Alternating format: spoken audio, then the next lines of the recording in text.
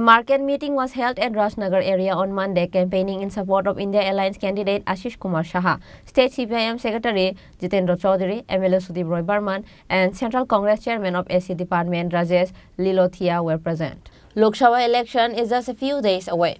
The more the election day is drawing nearer, the more the leaders are working harder. Campaign in support of the candidates is going on in the state with full energy.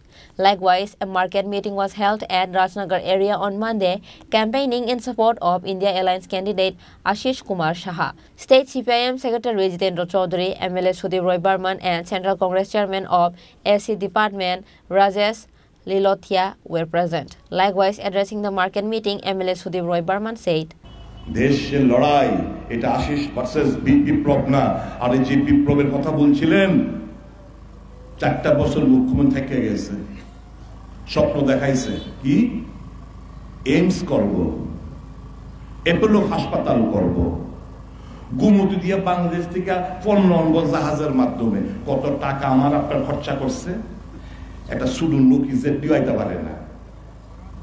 শেষ তো হাওড়া নদী আগরতলা শহর জলমগ্ন হয়ে যায়, কি করতে হইব?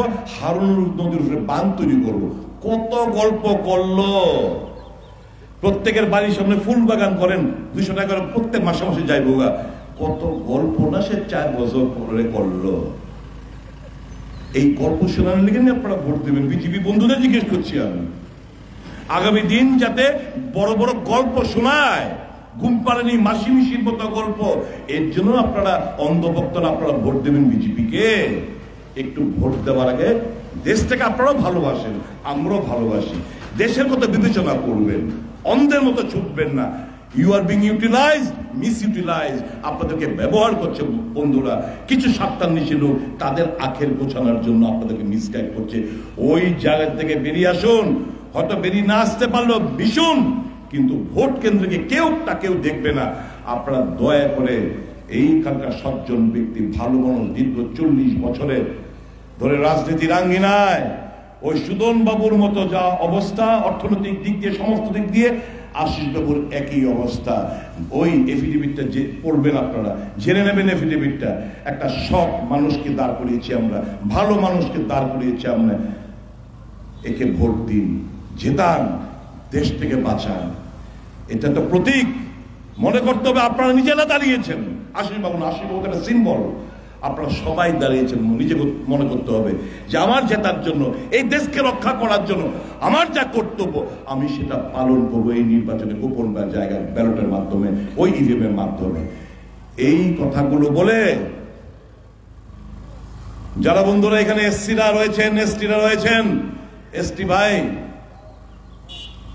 ভূভাগরা তো বিক্রি হয়ে গেছে জানো তো। রাঙের কাছে বিক্রি, ক্ষমতার কাছে বিক্রি।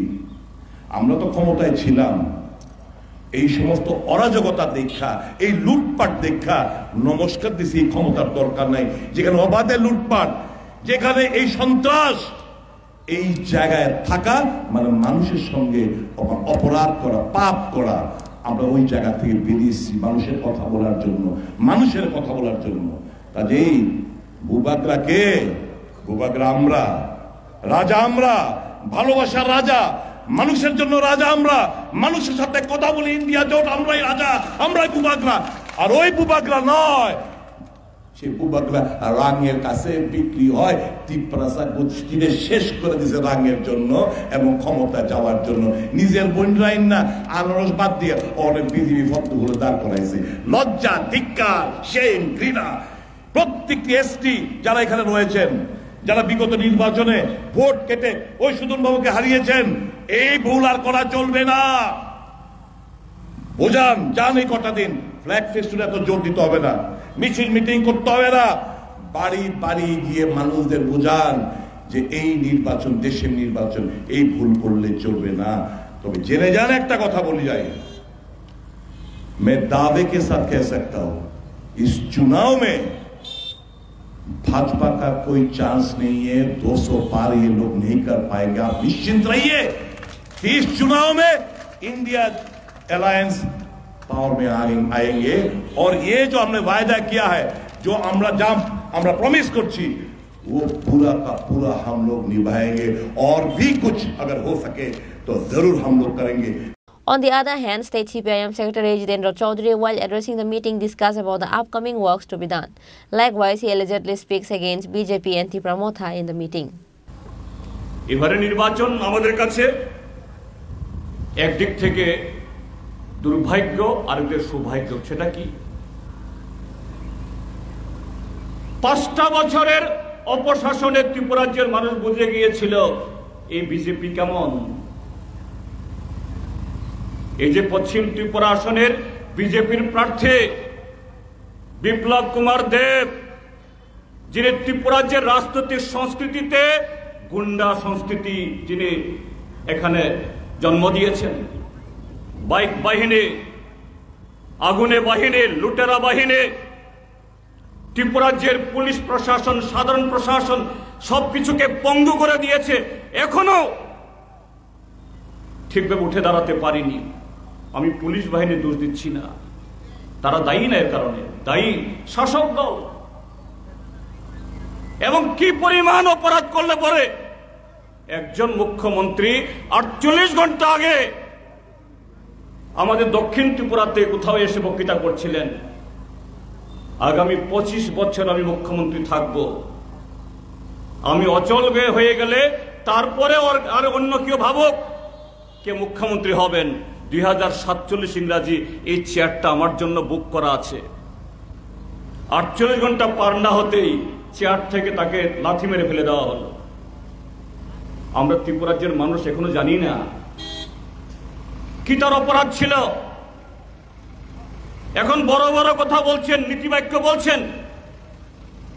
ডাক্তার মানিক সাহা, বিজেপির সভাপতি রাজীব ভট্টাচার্য বা কেন্দ্রীয় নেতারা আসবেন, অন্তত কেন বিপ্লব দেবকে মুখ্যমন্ত্রীর পদ থেকে নামাতে হয়েছিল এই কথাগুলো ত্রিপুরাজ্যের মানুষের কাছে বলুক, এরা যদি সত্যিকারে গণতন্ত্রের প্রতি বিন্দুমাত্র শ্রদ্ধা থাকে। কিন্তু তাদেরকে বাঁচিয়ে দিল গত 23 নির্বাচনে ত্রিপুরামথা। ওরা বলছে জাতি ছাড়া আমাদের কোনো আর চিন্তা নেই, লক্ষ্য নেই, স্বপ্ন নেই, সব জাতিকে কেন্দ্র করে। গ্রেটার ত্রিপুরা ল্যান্ড, কোনো কম্প্রোমাইজ, কোনো ধরনের মাথা নত করব না। গোপন প্রেম করে রাজনগরের মানুষ তো চোখের সামনে দেখলেন। এখানে যিনি ত্রিপুরামথার ক্যান্ডিডেট ছিলেন, ভোট গণনার দিন রেজাল্ট বের হওয়ার পরেই তিনি গিয়ে মিষ্টি খাচ্ছেন গিয়ে বিজেপি অফিসে গিয়ে, আমার কাজ শেষ, আপনাদেরকে জিতিয়ে দিলাম। তো ত্রিপুরা মানুষের কাছে সৌভাগ্য এই জায়গাতে বলছি যে ত্রিপুরার যে সময়ে সময়ে এরকম কিছু রাজনৈতিক উদ্ভট সুবিধাবাদী গোছ ঢুকে, কাজেই ভারতীয় জনতা পার্টি সাথে এই ত্রিপুরামথা সহ পাহাড় এবং সমতল উভয় জায়গা থেকে যেটিয়ে তাদের বিদায় করতে হবে গণতন্ত্রের স্বার্থে, দেশকে বাঁচানোর স্বার্থে। সে লড়াইয়ে আমাদের সম্মিলিত প্রার্থী মাননীয় আশিস কুমার সাহা মহোদয় পূর্ব ত্রিপুরা কেন্দ্রে, তার ভোট 26 তারিখে আমাদের প্রার্থী রাজেন্দ্র রিয়াং।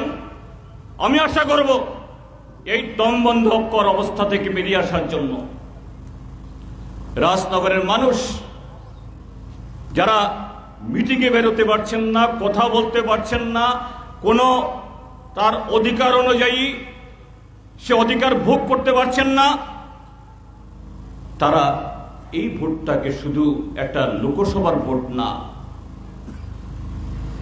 দেশকে, রাজ্যকে এবং সার্বিক যে আজকে এই অরাজকতা থেকে বেরিয়ে আসার জন্য একটা সুবর্ণ সুযোগ হিসেবে ব্যবহার করে অকুত ভয়ে একসাথে বেরিয়ে আগামী 19শে এপ্রিল হাত চিহ্নে ভোট দিয়ে আমাদের প্রার্থী আশিস বাবুকে বিপুল ভোটে জয়যুক্ত করবেন এই আশা ব্যক্ত করে আবারও সবাইকে নমস্কার।